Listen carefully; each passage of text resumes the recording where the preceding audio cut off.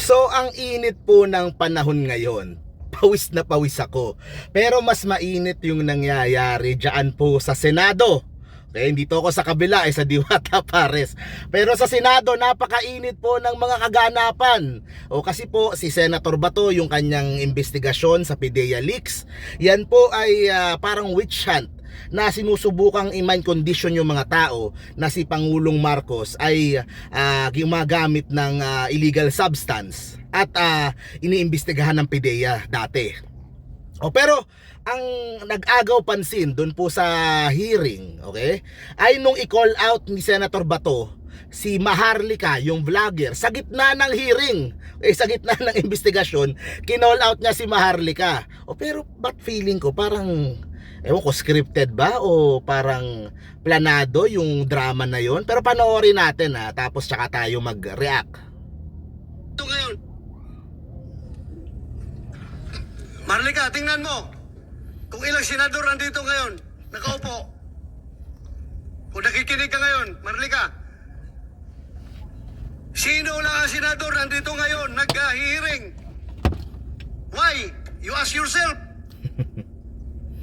Kung sinong senador lang ang gustong malaman ang katotohanan.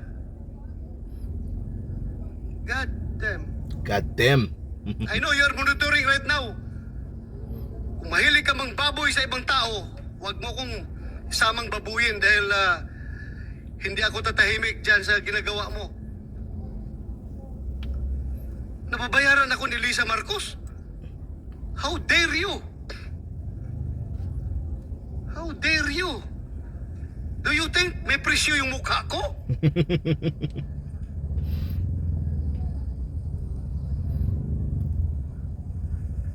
Ang hirap nitong social media ba? Anybody can just castigate anybody without unfairly. Pati tayo, dinadamay ito.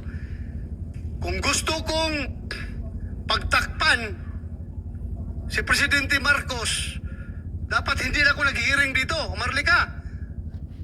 Ha? Hindi na ako nag-hearing dito. Kung gusto mong nabayaran ako ni... Okay, react tayo react tayo.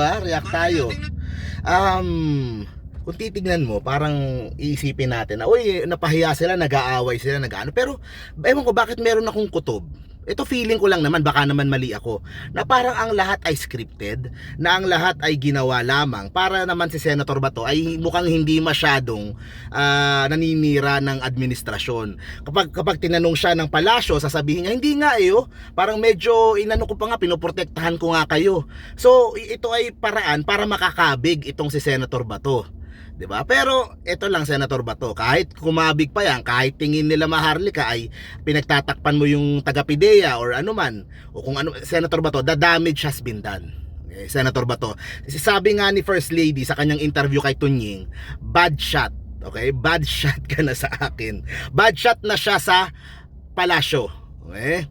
There is no turning back. Yang ginawa mong investigasyon na yan, that is a declaration of war against the Marcoses.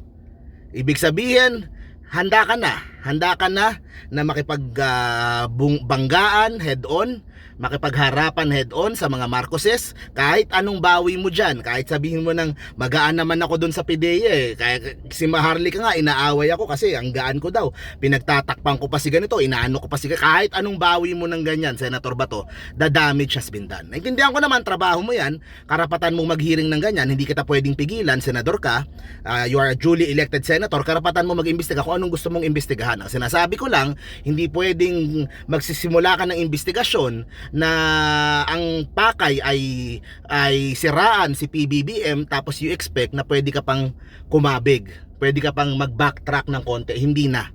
Yan ay declaration of war laban sa mga Marcoses. Ibig sabihin, bangga na kung bangga, away na kung away, para simulan mo yung hearing na yan, yung investigasyon na yan. Kung yung awayan mo kay Maharlika, kung totoo man yan, kung drama man yan, kung scripted man yan, diba? It is irregardless. Walang ano yan.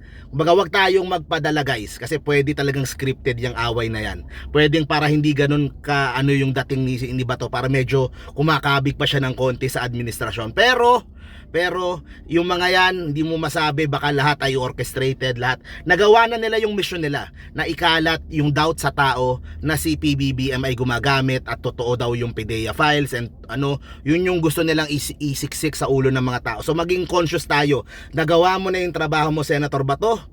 Don't expect na matutuwa sa iyo yung palasyo. That is a declaration of war laban sa administrasyon. At di ko alam kung ano magiging epekto niyan, pero yun lang, bad shot na. Kumaga, the bridge has been burned. Kung si Senator Bongo tahimik pa di ba? Ano lang pero yung ginawa mo, Senator Bato, yan ay isang malaking malaking foul na para sa administrasyon. At titingnan nila yan bilang isang deklarasyon mo na kaaway ka na namin. So yun lang naman masasabi ko dito. Kung scripted nga o hindi, we will never know. Dahil nila yan, pero ayun na nga, tayong magpaniwala ka agad. Away-away, bahali ka ba ito? Baka coordinated yan. So thank you very much guys. See you po sa next video. Dito lang ako kay Diwata Pares. Init na init sa araw, pero steady lang. Bye bye guys.